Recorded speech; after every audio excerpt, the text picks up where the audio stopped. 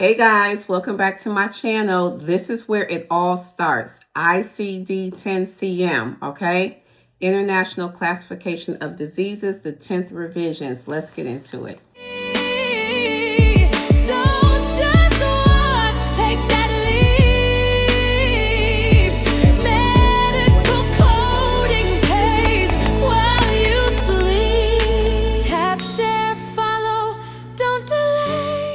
So today, let's talk about the coding manuals, right? This is a big deal. Why, Coach? Because this is where the codes come from, right? Whether you're doing inpatient coding, outpatient coding, any type of coding. Well, it's only two legs of coding. You guys know that's all I say, inpatient, outpatient, all right? So ICD-10-CM. First off, let's say, what does it stand for? International Classification of Diseases. This is the 10th revision of the coding manual, all right? And let me point out something. International, that's a big deal. International is not just in the United States, okay? Coding is a big deal. It's an international classification of diseases, all right? Let's break it down, all right? It's a standardized coding system for recording diagnosis. I'm going to read you guys the definition. For recording diagnoses in all healthcare settings, essential for billing, statistics, and care quality. Every diagnosis a provider documents gets an ICD-10-CM code. Whether leg pain, it's a code for that. I'm reminded of Apple, right? There's an app for that. So in coding, ICD-10-CM, there's a code for that. You have a cough, there's a code for that. You have a malignancy, there's a code for that. You have hypertension, there's a code for that. Diabetes, there's a code for that. Scar, you guys get the gist. Cyst, laceration, anything that you can think about, anything the physician documents, all right, there's an ICD-10-CM code for that. Why? Because that code is entered into the system. This is how statistics are kept. How do you think they know how many people have pneumonia, right? Excuse me. How many people deliver male babies in a given day, in a given state, right? How many people had COVID back in 2020, 2021, right?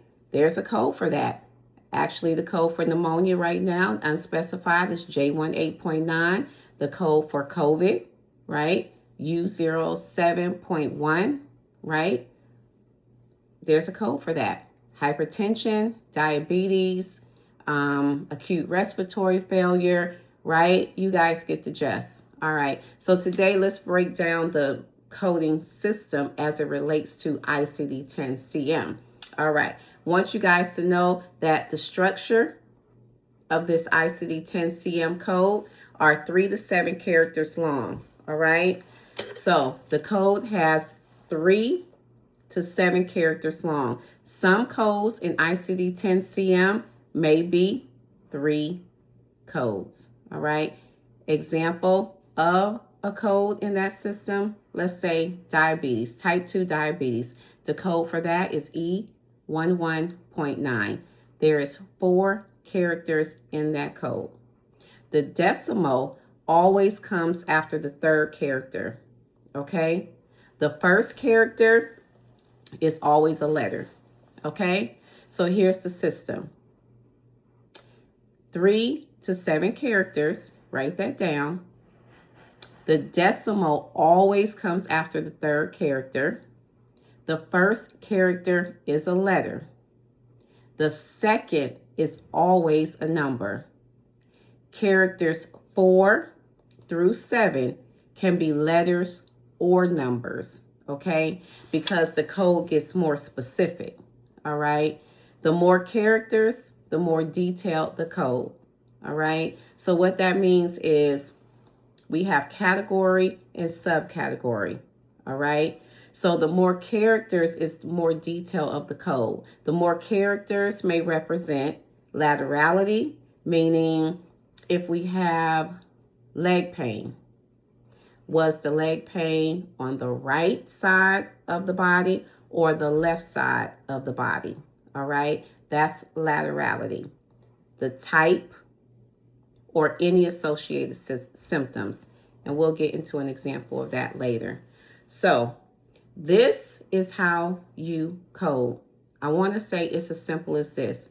It really is simple, guys. I always say coding is a skill. The more you do it, right? And of course, the better coach or mentor you have, the easier you'll be able to grasp it. So hang in there with me, all right? So let's code.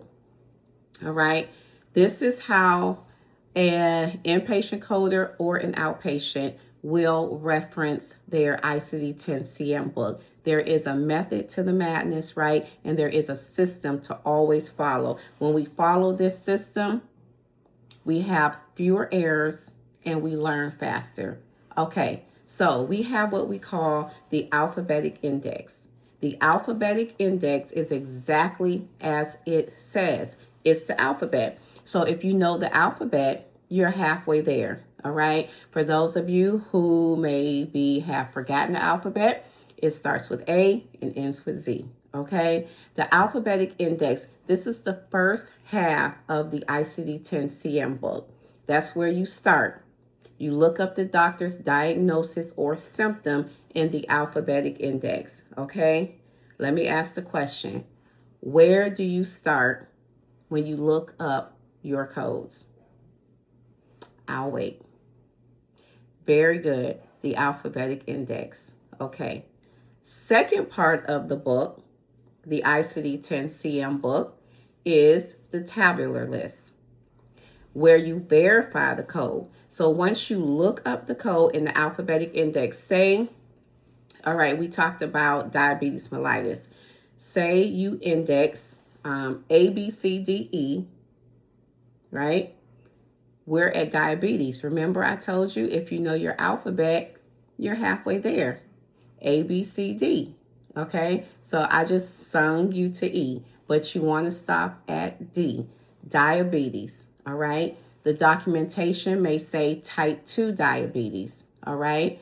You index diabetes, go down to mellitus, or right there at the category, you'll see diabetes mellitus. You will see unspecified type 2 E11.9. Are we done coding there? No. The tabular list, okay? Very important. Tabular list is extremely important. You want to go to the tabular list, which is the second half of the ICD-10-CM book.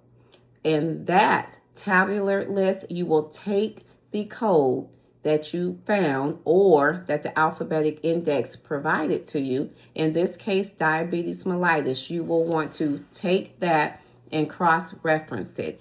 E11.9, go to the tabular, go to the E's, E11.9. If the tabular describes that code as type 2 diabetes mellitus unspecified, you can stop there. So this is why it's important to tabular lists, all right, to verify. Because say, for instance, the tabular list says see also or add this code, there'll be instructional notes if there's any. Not every code has an instruction, but some codes do. So what would happen if you only index the alphabetic index and you stop? You could possibly risk being inaccurate in your coding, okay? So what's the first step? Okay, I heard alphabetic index. What's the second step? Very good, tabular list. So you always want to cross-check both parts before you finalize anything. And we'll talk about that as we get further and further into our instruction, okay? So this is fundamental coding conventions, right? I won't break down all the conventions in this video, but I will in a next video, all right? So we're gonna index the main term, all right? Look the condition up in the main term, in the alphabetic index, not the body part, okay? So for instance, if we're looking up knee pain, all right? What's the main term in knee pain? Very good. We'll look for pain, then knee. Okay? Then we will go to the tabular list with that code and we will verify that code. All right? So this is ICD-10-CM. This is the proper way to look up your code. All right? Again, because coding is a skill, the more you do it, the more you know it. Let's go through the steps again. Step 1, alphabetic index. For example, we're going to look up diabetes, then type 2. Okay? Diabetes, then type 2. All right? If the documentation confirms type 2 and specifies without complications, we're going to use E11.9 per alphabetic index, tabular list, and physician documentation. Very good. Okay, let's do this again for another code, all right? We want to find acute bronchitis, all right? What will we do first? Very good. We are going to go to the alphabetic index, find bronchitis. Once we find bronchitis, we're going to look in our subterms until we find the word acute, because the bronchitis may be chronic. That is another word, so therefore it's going to be another code, okay? So once we see acute bronchitis, the alphabetic index per this year is going to give us a code J20.9. Are we done? Very good. No. We are going to go to the tabular list, verify that J20.9 indeed is descriptive of acute bronchitis. If that is the case, with no inclusion, no see also, no other instructional notes, we can justifiably say we have the correct code for the physician's diagnostic statement of acute bronchitis. Very good. You see, you're coding. As simple as that. And once you know the foundation and stick to the basic guidelines and the pattern of coding, guys, you have it, right? It's as simple as that. It is a skill. I always tell you guys, it's a skill. So let me look at any quick tips. All right, you start at the alphabet index, the index. We finish in the tabular. We start in the index. We finish in the tabular. Okay? Check for includes, excludes. We'll have our instructional notes in the tabular. All right? I'm also going to go over. I want to just break coding down small pieces to you guys. All right? And to reinforce the basics. Never forget the basics. Never. They will carry you from day 1 to day, literally, probably day million, 25 plus years. Yes, I'm quite sure. However, this is what I'm saying. Follow the basic rules, guidelines, and steps. All right. It may seem frustrating to, sometimes I repeat small steps like this. And I know some of my mentees are like, Coach, we know this, but there's a method to my coaching. There's a method to my mentoring, because I know I've seen plenty of students not do well, right? Because they forgot to follow the basics. Follow the basics, okay? We go over the same concept probably, oh my gosh, maybe for a couple months before we move on. But I want you guys to get the foundation. And the foundation of coding is knowing how to use your books. The ICD-10-CM book, right, is a foundational book for how to reference a code. Now, there are conventions. Our NEC, see also, excludes 1, excludes 2. I will go over that in the next video, all right? So also another thing before I leave. For all of my mentees or anyone sitting for a HEMA certification, please, they do give, I'm going to say, easy questions in the multiple choice. One of them may be, what does ICD-10-CM stand for? So in all the rush to understand everything about coding, do you know there are some candidates who gets this question wrong? All right. International Classification of Diseases, 10th revision, right, of a clinical modification. All right. So ICD-10-CM coding is detail-oriented.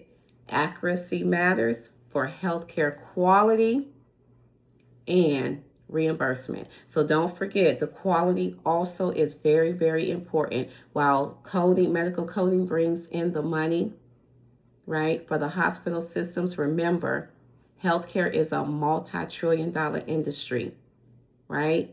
Medical coding, as it relates to inpatient medical coding, brings in the money for the hospital system, all right?